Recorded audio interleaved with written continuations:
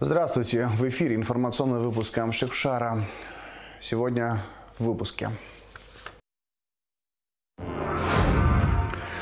Что стало причиной ликвидации предприятия «Черноречное форелевое хозяйство»? На вопрос отвечает министр сельского хозяйства Абхазии Беслан Джопу.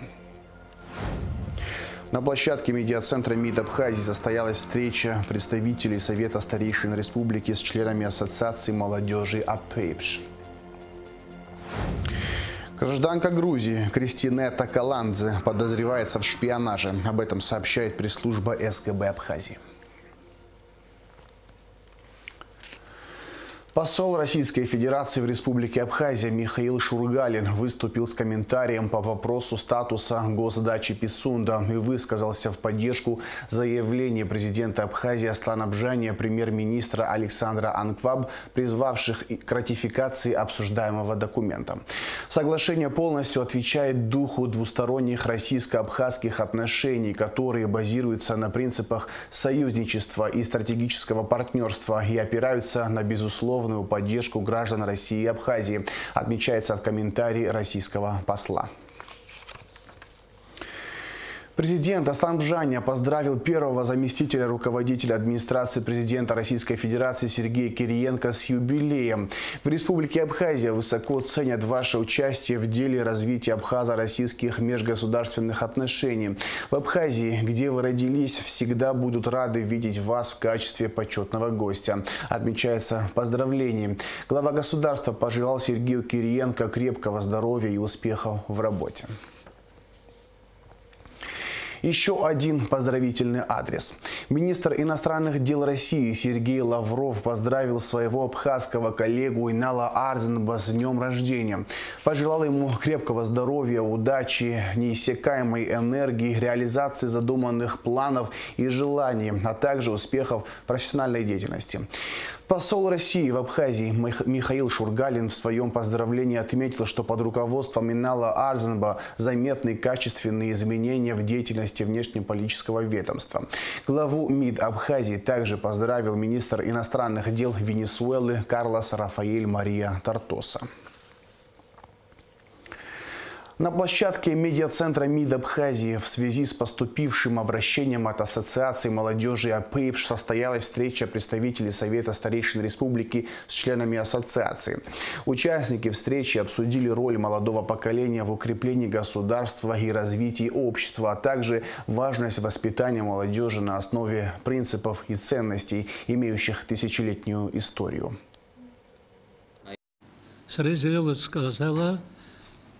Шарачку пяхтуб апепш. Апсва аханге ренхара ренцера рызентук зеги изыркоз рабхатер пепшагун. Убри апепш яншаду сихот. Убри ншейшат печат. Харта бергчу хаштих апсандра чай нукозгерен яхаглерен яхо шарачарчо. Харая тах хайкузерхо. Хабс шей.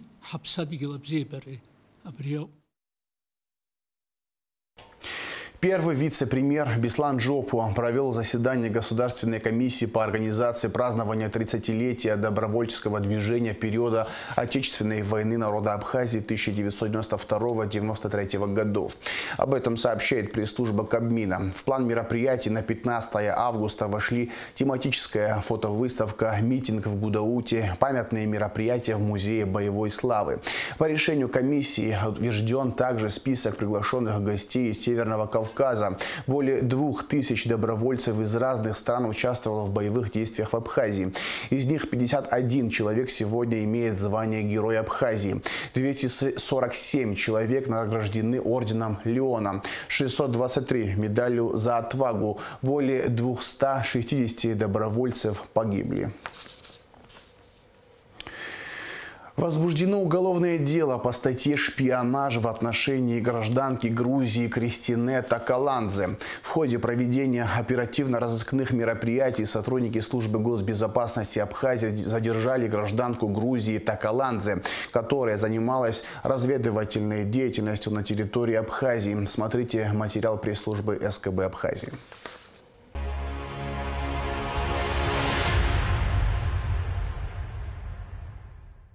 20 июля 2022 года в ходе проведения оперативно-розыскных мероприятий, направленных на пресечение, выявление и документирование противозаконной разведывательной деятельности на территории Республики Абхазия лицами, относящимися к агентурному аппарату иностранных спецслужб, Службой государственной безопасности Республики Абхазия была задержана гражданка Грузии Такаладзе Кристине Велодиевна, 1998 года рождения, уроженка Грузии, города Зугдити, грузинка по национальности, проживающая в селе Набакеве Галского района Республики Абхазия, не являющаяся гражданкой Республики Абхазия, которая, действуя умышленно по заданию иностранной разведки, руководствуясь мотивом, продиктованным интересами спецслужбы, занималась реализацией своих преступных намерений, направленных на получение, сбор и передачу представителям спецслужб Грузии сведений, составляющих государственную, военную и иную охраняемую законом Республики Абхазия тайну в отношении объектов разведывательных устремлений Службы государственной безопасности Грузии для создания им возможности дальнейшего использования их в ущерб внешней безопасности, конституционному строю и суверенитету Республики Абхазия.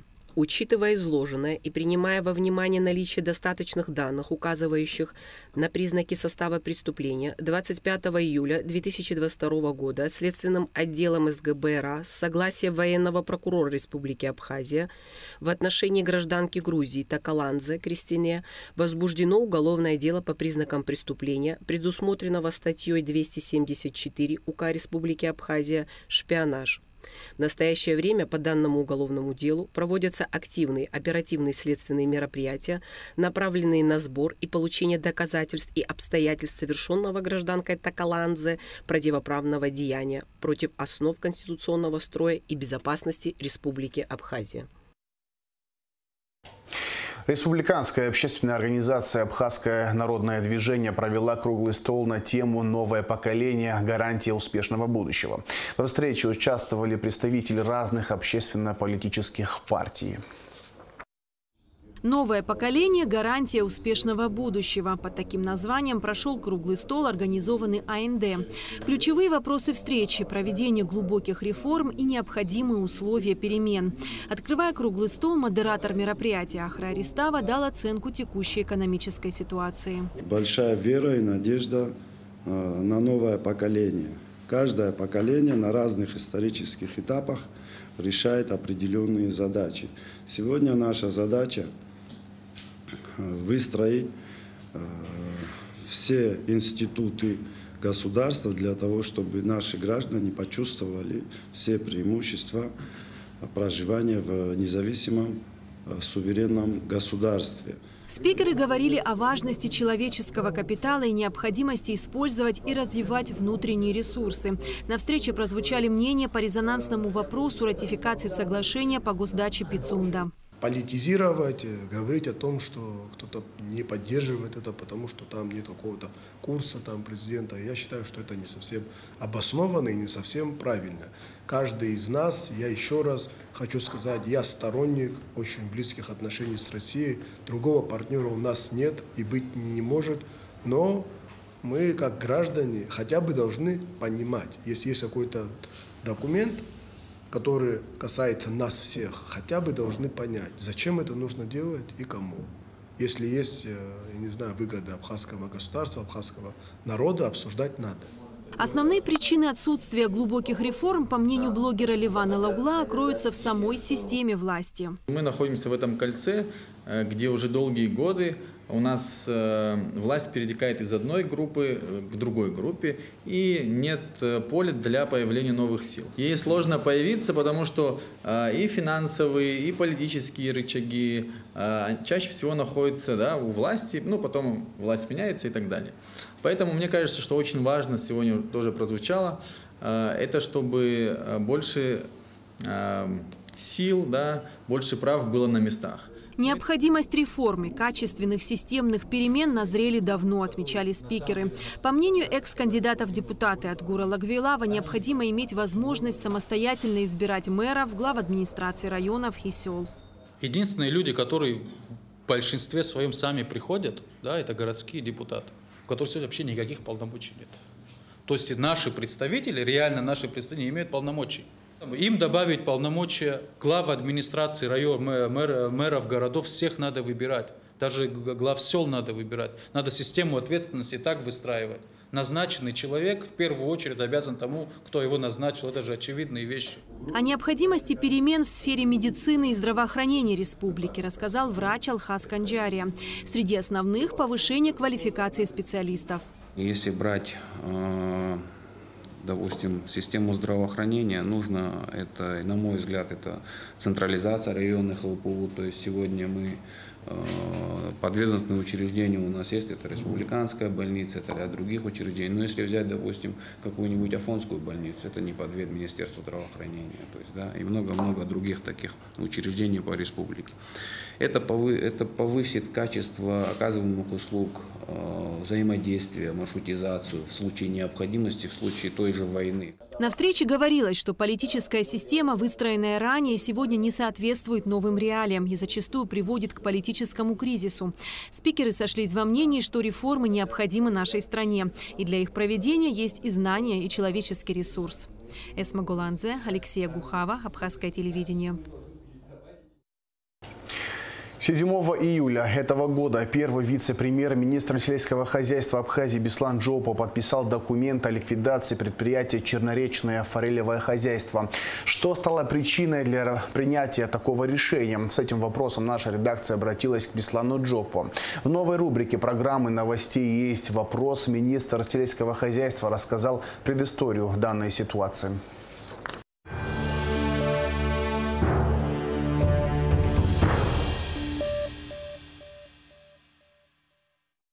Не всем стало ясно, слово «ликвидация» означает не ликвидация самого хозяйства, чернореченского хозяйства, то есть форелевого хозяйства, а ликвидация РУП, то есть республиканское унитарное предприятие, которое было создано в послевоенное время при Министерстве сельского хозяйства, которое вело руководство этим объектом.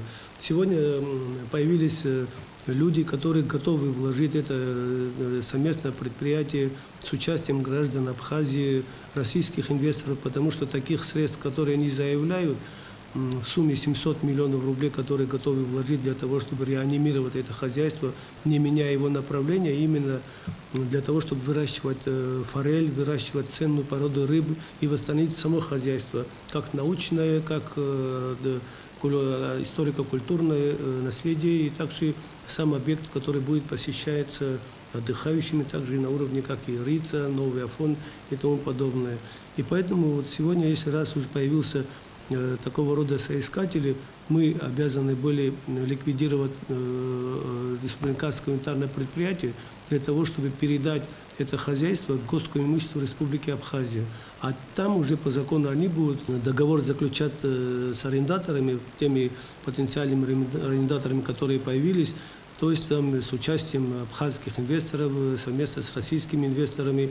Форму собственности фактически уже определяют, это аренда, которая будет на определенное время, но с учетом, с условием, что они вложат туда такие вот в размере 700 миллионов рублей в хозяйство для того, чтобы реанимировать все участки. Там всего участков 4, сегодня работает, и то не в полной мере, один участок, который никаких прибыли не имеет. Здесь у меня есть данные, вот за весь год это 52 тысячи рублей, скажем, указывает прибыль это хозяйство. Тогда как на это хозяйство было в 2013 году потрачено по инвестпрограмме до 75 миллионов рублей. Остальные два участка, во всяком случае, второй и третий, которые площади составляют намного больше, это второй участок 1,7 га, третий участок 3,2 га, четвертый 22 га. То есть второй и третий участок вообще заросшие. То есть они в ближайшее время вообще потеряют смысл его что-то восстанавливать. И всегда это хозяйство будет государственное, доступное для народа, для отдыхающих. Только такая цель стоит, никакой продажи речи не идет, ни о каких других там подводных камней под этим проектом нету. Это все то, что делается для развития этого хозяйства, для того, чтобы эти села, которые находятся рядом с этим хозяйством, имели рабочие места. То, что они нам обещают, с высокими заработными платами. То есть то, что мы сегодня вроде должны делать. И вот больше ничего за этим нет.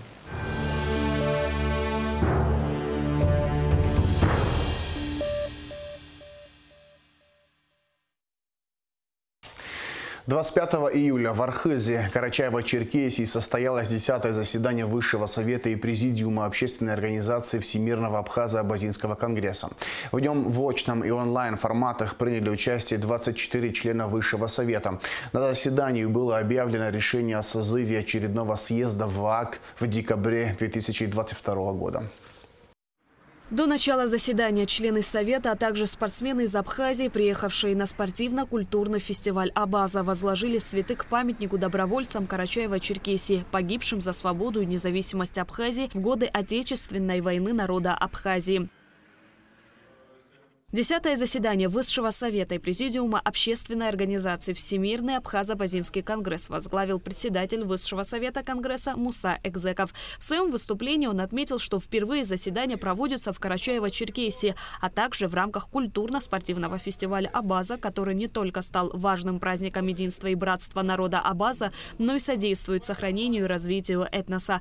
Протокол заседания вел исполнительный секретарь ВААК Инар Гицба. Он проинформировал участников о присутствии членов Высшего совета. После голосования за утверждение повестки из 3 пунктов присутствующие заслушали выступающих по этим вопросам. О созыве съезда Всемирного Абхазо-Абазинского конгресса и общей смете организационных расходов выступил руководитель аппарата Кан Таня. В своем выступлении он отметил, что более 70 миллионов рублей от общей суммы расходов на деятельность организации составили пожертвования председателя Высшего совета Мусы Экзекова. 10 миллионов рублей от члена Высшего совета Беслана Родионовича, 36 тысяч рублей в виде пожертвований от членов Конгресса и пожертвования от членов Конгресса из Турции, а также членские сборы из Турции составили около 300 тысяч рублей, это где-то 55 тысяч лир. Об утверждении положения о порядке выборов делегатов съезда Конгресса и определении норм представительства делегатов съезда от региональных отделений Всемирного Абхазо-Абазинского конгресса выступил исполнительный секретарь Инар Гицба. Документ регламентирует порядок выдвижения и избрания делегатов съезда от региональных отделений и утверждает нормы представительства. Нашими юристами был проработан этот вопрос, и согласно уставу был создан порядок определения делегатов на съезд от региональных представительств. Основная суть заключается в том, что делегатами могут стать только члены Абхазо-Абазинского конгресса. В третьем вопросе повестки разная. Руководитель аппарата Кан Таня озвучил обращение к Высшему совету, которое поступило 20 июля от общественной организации «Абаза». В обращении от председателя организации «Абаза» Карачаево-Черкесии содержалась просьба рассмотреть и принять несколько пунктов, касающихся поддержки специальной военной операции России на Украине, опубликования присланного видео и содействия в вопросе присвоения статуса ветерана боевых действий добровольцам из КЧР, воевавшим в Абхазии в 1992-1993 годах. После завершения заседания председатель Высшего совета Муса Экзеков подвел ее итоги. По его словам, совет прошел на одном дыхании. Главный вопрос – это формирование регламента по подготовке к следующему съезду. И мы определяли, скажем так, протокол подготовки делегатов съездов, будущих делегатов съездов на наше мероприятие в декабре в Абхазии. Заседания Высшего совета и Президиума Всемирного Абхазо-Абазинского конгресса проводятся регулярно раз в полгода. Шазина Ханагуа, Лаура Кап, Шарина Гонова, Абхазское телевидение. Решением собрания столицы увековечена память Шалоди Аджинджел, Георгия Губля, Роберта Дилиняна, Беслана Касландзе, сообщает пресс-служба Сухумского городского собрания. Памятные доски будут установлены на фасадах домов, где они жили. Улица Чачба, 9, улица Калмыкова, 4, улица Эшба, 193, улица Эшба, 171. В Центральном выставочном зале открылась ежегодная выставка «Продажа. Летняя галерея». Она организована Союзом художников Абхазии и проходит в Малом зале. Представлены работы известных и молодых художников Абхазии. В их числе Владимир Воуба, Беслан Ласурия, Обща Хагба, Адгур Пиля, Сабина Кварчелия, Лаша Габелия, Борис Ашуба, Елена Квиквискири, Диана Хиндба, Заур Мукба. Картины представлены в разных стилях. Это живопись и графика. Экспозиции будут обновляться. Выставка продлится до 29 июля. 27 июля в среду с 10 утра до 16 часов в связи с ремонтными работами будет отключена подстанция Азюбжа. Об этом сообщает пресс-служба Черноморэнерго и приносит свои извинения за доставленные неудобства. Завершение выпуска о погоде. По сообщению Гидрометцентра, 27 июля в среду ожидается переменная облачность, ночью и утром дождь, гроза. Температура воздуха ночью 14-19, днем 22-27 градусов тепла. Температура морской воды плюс 24 градуса.